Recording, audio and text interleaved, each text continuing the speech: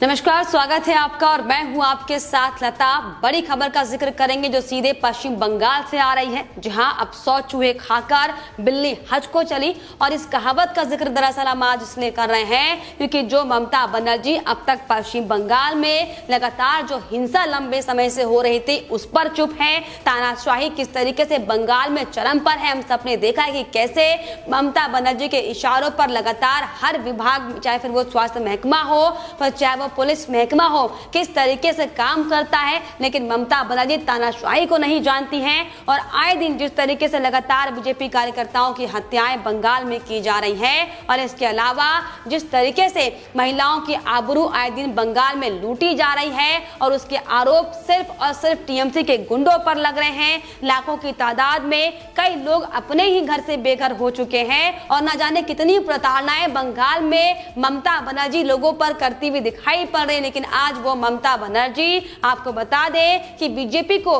तानाशाह और लोकतंत्र का पाठ पढ़ाती हुई दिखाई पड़ रही है। जी हां, दरअसल आपको बताते चले कि आज ममता बनर्जी ने अपने शहीद दिवस के कार्यक्रम के जरिए जनता को संबोधित करते हुए एक बार फिर से अपने झूठ का, अपनी असलियत का बखान किया है। क्योंकि जो ममता बनर्जी अब तक लगातार पश्चिम बंगाल में तालिबाना रवैया अपनाती हुई दिखाई पड़ रही है, वो ममता बनर्जी दरअसल बीजेपी पर झूठे आरोप लगाते हुए दिखाई पड़ती है और ये कहती हुई दिखाई पड़ती है कि बीजेपी के लोग तानाशाही चाहते हैं, वे कार्यक्रम मुझे आयोजित नहीं करने दे रहे हैं। त्रिपुरा में उन्होंने हमारे लोगों को रैली में नहीं करने दिया, हमें रैली करने के लिए अनुमति नहीं दी गई। और इसके अलावा उन्होंने बीजेपी पर दरअसल सवाल खड़े करते हुए कहा है कि क्या ये लोकतंत्र है। और चुनाव के बाद आपको बताते चले कि जिस तरीके से लगातार बंगाल में हिंसा चरम पर आगे बढ़ती जा रही है, उस पर एक बार फिर से झूठा बयान देते हुए ममता बनर्जी ने कहा कि बंगाल चुनाव में हिंसा के बाद आखिर कुछ भी नहीं हुआ है,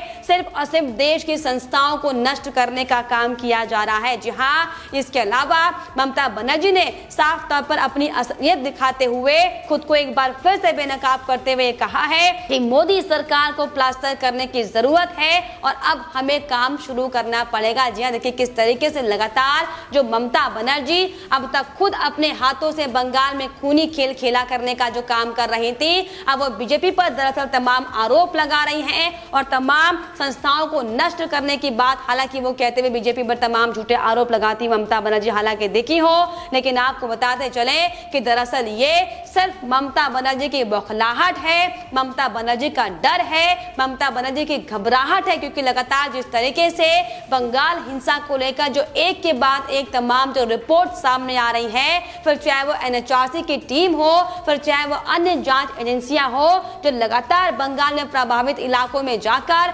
ममता बनर्जी की पोल खोल चुकी है। दरअसल यही बड़ी वजह है कि लगातार ममता बनर्जी को भारतीय जनता पार्टी यानी कि बीजेपी से दिक्कतें होती जा रही हैं। और अब तक जो ममता बनर्जी बंगाल में सिर्फ और सिर्फ तालिबानी फरमान जारी करती थी, बंगाल में सिर्फ और सिर्फ तानाशाह का खेल चलता था, वो ममता बनर्जी बीजेपी पर तानाशाह होने का और लगातार लोकतंत्र की बात कहती हुई दिखाई पड़ रही है। जी हां, और इसकी बानगी आपको बताते चले कि आज एक बार फिर से ममता बनर्जी के शहीद दिवस के कार्यक्रम में साफ तौर पर सामने आया है। हालांकि इस दौरान ममता बनर्जी का डर भी साफ तौर पर देखने को मिला, क्योंकि जब ममता बनर्जी ने एनएचआरसी की रिपोर्ट पर सवाल खड़े करते हुए साफ तौर पर यह कहा कि एनएचआरसी की जो रिपोर्ट है दरअसल वो दोषपूर्ण है और इसमें कुछ जो सदस्य है वो बीजेपी के हिस्सा है और इसीलिए लगातार बीजेपी के इशारों पर एनएचआरसी की जो झूठी रिपोर्ट सामने आई है, ये सिर्फ और सिर्फ लोकतंत्र की हत्या करती है। देखिए किस तरीके से लगातार बंगाल में पिछले कई महीनों से हमने भी आपको तमाम चुनावी कवरेज दिखाई थी और कैसे वहां पर बंगाल की जनता परिवर्तन चाहती थी, वो चाहती थी कि बंगाल में विकास हो और दरअसल इसी को लेकर लगातार ममता बनर्जी के खिलाफ बंगाल वासियों के स्वर मुखर हो रहे थे, जिसका खामियाजा हालांकि अब बंगाल की जनता को भुगतना पड़ रहा है। लेकिन आपको बताते चले कि बंगाल हिंसा को लेकर जिस तरीके से ममता बनर्जी की सरकार की जो जांच की जा रही है कि आखिर किसके निर्देशों पर, आखिर किसके इशारों पर लगातार एक के बाद एक बड़े कांड बंगाल में हो रहे हैं, किस तरीके से आगजनी की जा रही है, किस तरीके से बीजेपी के कार्यकर्ताओं के दफ्तर, दुकानों और घरों को तोड़ा जा रहा है। और जब इन तमाम जांच को लेकर जब एनएचआरसी की टीम बंगाल में दौरा करने के लिए पहुंची थी, जिसने साफ तौर पर यह अपनी जांच के बाद कहा था कि बंगाल में कानून का शासक नहीं बल्कि शासक का कानून है, यानी कि ये जो शासन बंगाल में कर रहा है सिर्फ उसके हाथ में कानून है और उसी के हिसाब से बंगाल में लगातार जो गतिविधियां सामने आ रही हैं उसे आगे चलाने का काम किया जा रहा है। जी हाँ, हालांकि आपको बताते चले कि ये भी साफ तौर पर रिपोर्ट में ममता के खिलाफ खुलासा करते हुए कहा गया था कि ये सही बात है कि बंगाल में ममता बनर्जी का तानाशाह है और लोग लगातार ममता बनर्जी के तानाशाह से घबराए हुए हैं, डरे हुए हैं और इसीलिए यही बड़ी वजह है कि लगातार शिकायतें जो ममता बनर्जी के खिलाफ करते हुए दिखाई पड़ रहे थे, उनके खिलाफ प्रताड़ना करने का काम ममता बनर्जी कर रही है, जिसको लेकर कई अहम चौंकाने वाले खुलासे आपको बताते चले कि एनएचआरसी की टीम ने किए थे। और दरअसल अब यही बड़ी वजह है कि लगातार ममता बनर्जी की बौखलाहट सामने आ रही है और जब एनएचआरसी की टीम की ओर से ममता बनर्जी को लेकर अहम खुलासे जब किए जा रहे हैं तो ममता बनर्जी एक बार फिर से संवैधानिक पीठ पर सवाल खड़े करने के बाद अब एनएचआरसी की टीम पर सवाल खड़ी करते हुए दिखाई पड़ रही हैं और ये कहती हुई दिखाई पड़ रही हैं कि बीजेपी के कुछ सदस्य मानवाधिकार संगठन के सदस्य हैं। तो साफ तौर पर आप ये समझ सकते हैं जो खुद खुलेआम अपने हाथों से लोकतंत्र की हत्या कर रही है ममता बनर्जी,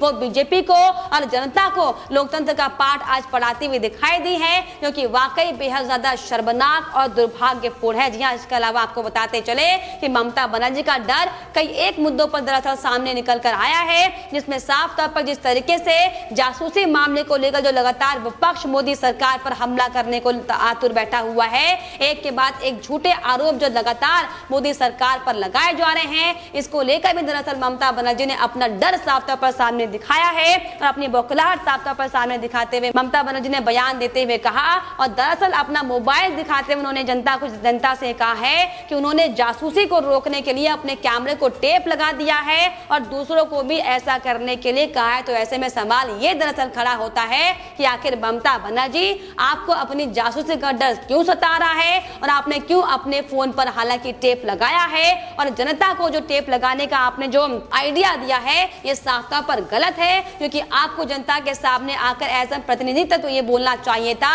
कि अगर आपने कोई गलत काम नहीं किया है तो चाहे आपके खिलाफ कितने भी जांच हो जाए, कितनी भी जासूसी हो जाए, आपको किसी बात का डर नहीं होना चाहिए था। लेकिन क्योंकि आपको पता है कि आपने पश्चिम बंगाल में सिर्फ और सिर्फ तानाशाह राज दिखाया है, सिर्फ और सिर्फ बंगाल में हिंसा का तांडव को आपने बनाने का काम किया। दरअसल यही बड़ी वजह है कि लगातार ममता बनर्जी एक के बाद एक अपने बयानों में राजनीतिक तल्ख दिखाती हुई दिखाई पड़ती है और बदले की आग लगातार साफ तौर पर ममता बनर्जी की दिखाई पड़ती है। जी हाँ, और इसी कड़ी में आपको बताते चले कि जिस तरीके से ममता बनर्जी ने फोन टैपिंग के मामले को लेकर तमाम आरोप जो मोदी सरकार पर लगाए हैं, इसको लेकर बीजेपी ने भी साफ तौर पर ममता बनर्जी को करारा जवाब देते हुए साफ तौर पर आईना दिखाया है। और इसी कड़ी में बीजेपी के प्रदेश अध्यक्ष दिलीप घोष ने साफ तौर पर बयान देते हुए कहा है कि जिस तरीके से टीएमसी नेता व्हाट्सएप पर मैसेज करने के अलावा संवाद नहीं करते हैं, क्योंकि वो जानते हैं कि ममता बनर्जी खुद उनके फोन टैप करती है और वो और उनकी सरकार पेगासस सॉफ्टवेयर का उपयोग करते हैं। जी हाँ, फोन टैपिंग का काम हमारा नहीं बल्कि कांग्रेस का काम है, जहां से ममता बनर्जी आई है। तो दरअसल आपको बताते चले कि जो लगातार ममता बनर्जी पेगासस को लेकर तमाम तरह के जो बयानबाजी कर रही हैं, वो खुद इस सॉफ्टवेयर का इस्तेमाल करती हैं और खुद कई टीएमसी के तमाम जो गुंडे हैं वो ममता के इशारों पर काम कर रहे हैं या नहीं कर रहे हैं, इसको लेकर लगातार आपको बता दें कि ममता बनर्जी मॉनिटरिंग करती रहती है। लेकिन आज वही ममता बनर्जी जनता के सामने सहानुभूति लेने के लिए 2024 में प्रधानमंत्री बनने का सपना देखने वाली ममता बनर्जी लगातार लोगों को बरगलाती हुई दिखाई पड़ी है। लेकिन आपको बता दें कि लगातार ममता बनर्जी के एक एक गतिविधियों को लेकर बंगाल में बीजेपी लगातार हमलावर है और इसी कड़ी में शुभेंदु अधिकारी ने भी साफ तौर पर ममता बनर्जी को आईना दिखाया है। उन्होंने साफ तौर पर बंगाल में लगातार जो हिंसा का तांडव बढ़ा हुआ है और जिस तरीके से लगातार ममता बनर्जी बीजेपी पर फोन टैपिंग का जो आरोप लगाती हुई दिखाई पड़ रही है,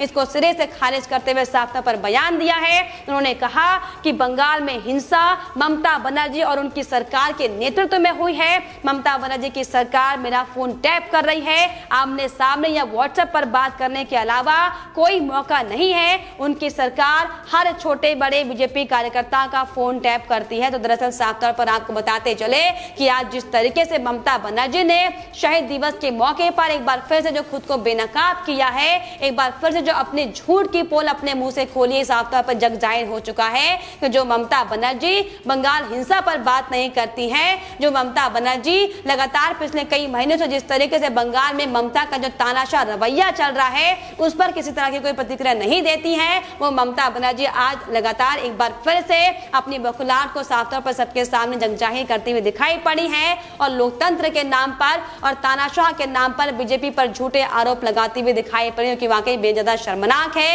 लेकिन आपको बताते चले कि जिस तरीके से पश्चिम बंगाल में ममता बनर्जी ने हिंसा का तांडव मचाया हुआ है और जिस तरीके से लगातार ममता बनर्जी बीजेपी को सबसे बड़ा कोरोना बोलती हुई दिखाई पड़ी, दरअसल आपको बताते चले कि इन सबका खामियाजा ममता बनर्जी को जल्द ही भुगतना पड़ेगा, क्योंकि जो हालात पश्चिम बंगाल के वर्तमान में बने हुए हैं और जिस तरीके से एक के बाद एक जो खूनी खेला बंगाल में किया जा रहा है, इसका खामियाजा ममता बनर्जी को इस कदर भुगतना पड़ेगा कि बंगाल में ममता को अपनी सत्ता की कुर्सी छोड़नी होगी, क्योंकि जिस तरीके से एक और वो असंवैधानिक तरीके से मुख्यमंत्री की कुर्सी पर तैनात है। तो वही आपको बताते चले कि लगातार जो बंगाल के हालात बने हुए हैं उसको देखते हुए अब किसी भी वक्त बंगाल में राष्ट्रपति शासन लग सकता है और दरअसल यही बड़ी वजह है कि अब ममता बनर्जी अपने कामों को लेकर तमाम तरह के बखान करने की बजाय सिर्फ और सिर्फ बीजेपी को और देश की जनता को लोकतंत्र और तानाशाह का पाठ पढ़ाती हुई नजर आई है। लेकिन फिलहाल इस पर आपकी क्या राय है हमें कमेंट बॉक्स में जरूर लिखिएगा, साथ ही साथ हमारे चैनल को सब्सक्राइब करना भी ना भूलें।